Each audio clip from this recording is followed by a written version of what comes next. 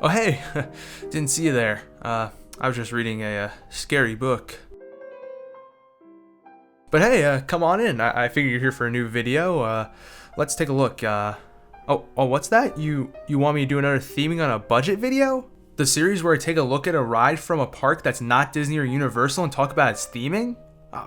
I'm sure I did one of those pretty recently, right? Like, you don't need another one. Oh no. Okay. Yeah, we need another one of those. All right. Let me get right on that. Let's see. No, definitely not. No. Here we go. The Dark Knight coaster. Yeah, many fond memories of this one. You know, they call it the Two-Face of Six Flags rides, and well, you know what? You'll find out why. It all started back in May of 2008 when the Dark Knight coaster opened up at Six Flags Great Adventure and Six Flags Great America 2 months before the Dark Knight movie even came out. Obviously, this is a rare occurrence, as usually in order to theme a ride to a certain movie, you have to actually see said movie to do so, but nonetheless, that's what they did here. A year later, in 2009, this ride would be cloned once again to Six Flags Mexico. So how about, before we get started with the specifics of this ride, how about we flip a coin to decide which parts of the ride we're going to talk about here. Head for good, tails for bad. You're a lucky man. Okay, good it is. The facade for the ride would be the Gotham City Railway Station, and let me tell you this right now, Six Flags did a great job of hiding the massive indoor building behind it. They put clouds over it, and you can't even tell it's there. Oh, what's that? It sticks out like a sore thumb? No. Let's just get inside the ride, guys. Let's just get inside. As we enter the station, we notice that we're put right into a boiler room for some reason, and the ticket office happens to be right there as well, with a massive projector above it. Below that projector is a ticker that is giving updates on the Gotham City Railway and what's going on as far as delays and departures and arrivals and whatnot. And on the projector overhead is the daily news. So far, pretty immersive, pretty realistic. Obviously, the boiler room is a little weird for a railway station, but hey, this is Gotham, so what do you expect, I suppose? The news quickly turns to a breaking news story as the new Gotham City District Attorney Harvey Dent is making a press conference, folks. Let's go. We've been waiting for this all day, baby. It's his first press conference. We can't wait to hear what he has to say. And no way. They actually got Aaron Eckhart, the actual actor from the Dark Knight movies, to come back and reprise his role for this ride. Are you kidding me? Now that is impressive, Six Flags. That is something that I think many people would not have expected from you, and I gotta give you a round of applause for that. That is impressive. So, how about we listen in and hear what our good old boy Harvey Dent has to say. The mob's days are numbered, I can assure you that in the back. There have been reports of Joker cards being discovered at recent crime scenes. Is this the signature of a new criminal in town? I can't comment on ongoing investigations. That said, I have full faith that Gotham PD will bring this perpetrator, whomever he may be, to justice. Next question. Where do you stand on the Batman? Should he be incarcerated for taking the law into his own hands, or praised for protecting our city? Well, I think he should be locked up because he keeps stealing my press. My priority as district attorney is not the Batman. My priority is to return this city to a time when we didn't need the Batman. When law and order alone wasn't strong enough to fend off the criminals and the corrupt Batman. Someone's hijacked the feed. Whenever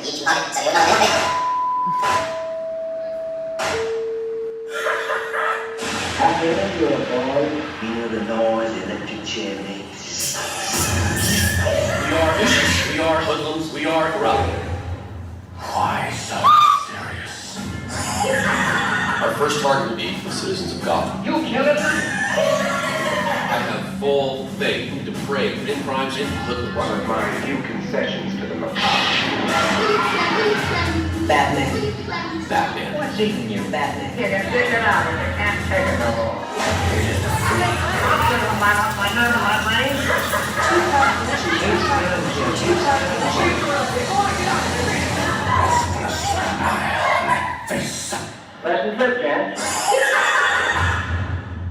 Okay, so I know that a lot of people love to talk over this pre-show and not watch it at all, but I'm gonna be honest, this does a great job of setting the mood for the ride.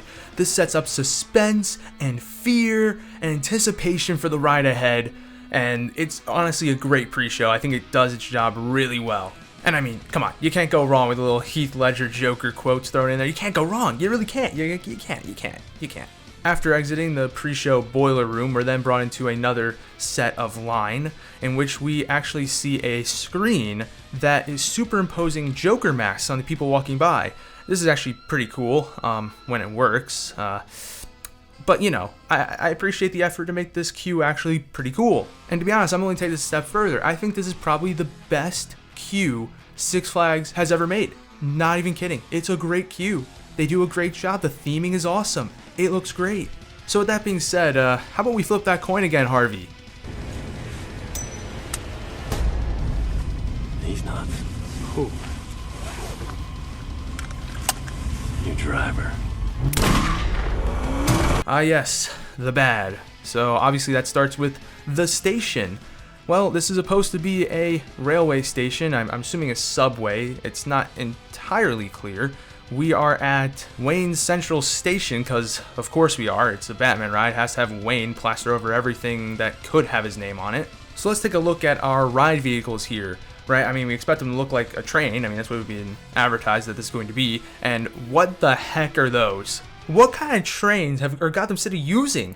I mean, we've seen how packed subway trains can get. I mean, just look at these things. People are going to be packed like sardines in here. I mean, this is disastrous design by Gotham City. Like, Wayne, you paid for this? Come on, man. Like, what is this? And on top of this, there's cracked windows on each one of these trains. Like, what the hell is going on in Gotham City, man? Like, this is absolutely disastrous. Anyways, if you're willing to just suspend your disbelief for this moment here and accept that these are indeed subway trains, by all means, get on board and let's enjoy the ride. We exit out into a dark abyss where the only thing we can see is some scraps over to the left. If you've been to Great America anytime recently, you know that there's a M&M claw machine right there.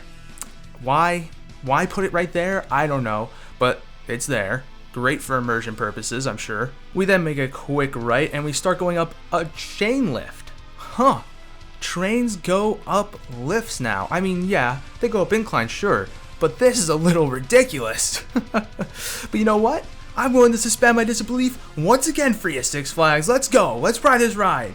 As we crest the top of the lift hill, we see a sign pointing left. And, oh no, we're going right. Oh my god, what a dastardly trick from the evil Joker. Where do you think you're going? Watch out. Who in the world was that? Oh, that's right, you guys couldn't see him. To the right here, there's actually a Batman statue. That's right, that was supposed to be Christian Bale's Batman. Yeah, sounds just like him, am I right? Now, the reason why you didn't see him here is because next to no POV actually shows him, because most people don't even know that statue's there. It's in the worst spot possible. Most people do not see that statue.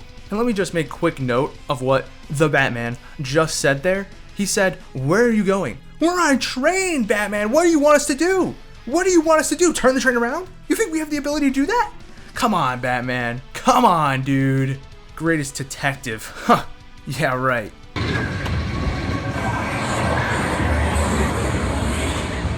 Okay, you know what? I kind of like this haha tunnel, you know. He says, "Why so serious?" You know. Hey, you know what? A little spooky, Okay, let's see what the ride follows this up with. Complete and total darkness. Absolutely nothing. And you know what? What could be more scary on a ride than absolutely nothing? That is pretty spooky, I have to admit. Six Flags going for the meta there. But you know what? The meta, it doesn't work for me. Okay? Let's actually do something next time. Hell, even if you wanted to have absolutely nothing going on right now, we're in darkness right now. You know what? Why not in a later iteration, after The Dark Knight Rises come out, why don't you have Bane come in here and say, you thought darkness was your ally, but you merely adopted the dark. I was born in it, molded by it. By the time I first saw the light, I was already a man, and by then I saw nothing but lightning. You could have just said that. Could have just had that in there. Would have made that scene 10 times better. But nah, you just leave it the same after all these years, and it sucks, okay? It sucks. And then finally, we exit the dark, and what do we see? A window with the blinds down. Huh, how exciting. Wow, mind-blowing stuff. We then make a quick turn between the buildings of Gotham, and on our left we see, not the Joker, but his goons. Okay, sure, a goon with this laser gun. What is that even? What is that? A rocket launch? I don't know what that is, but okay, sure. He's not even looking at us, so I mean, I guess I'm not even worried, but whatever. Then we go down a couple drops, and oh my God! Oh, they tried shooting us for outside the ice cream truck. At least I think that's what they were going for here. I'm not really entirely sure what's going on in this scene, to be honest. I think they were trying to go for a shooting. I don't know. Probably. Tough to tell if anything's really happening on this ride. After the shooting, we go down a tiny little drop, and we see the Batman on his motorbike, ready to save the day. Go Batman, you do your thing, man. The next thing we see is a sign flashing in front of us before our eyes. Most of the time, you're not going to be able to tell what the hell this says, but from what I've been able to make out, it says, "Your Department of Sanitation." Why in the world is this sign here? Why do I care? And two, why does it have the ability? Why does this sign have motion sensors for when a train comes by to light up? What in the world is Gotham City spending their money on? And what if I told you this was the last meaningful thing you would see on this ride? You probably wouldn't believe me, right? Well, let's watch the rest of the POV here. We go down a couple more hills, right, that are extremely painful, mind you. And then we hit the brakes. And the ride's, oh my, that's just not even funny. That's just not even funny. Why? Just why? Anyways, the ride is now over, and we did not see Batman or Joker fight. In fact, we didn't even see Joker at all during this ride. Nothing to Joker. We saw his goons for a split second, and I think they shot at us at one point, but that was it. We didn't see anything really happen on this ride at all. It was mostly complete darkness and then just some statues. However, at the end of the ride here, we are met with a little disco ball. Ooh, some fun little lights. And what's that in the background?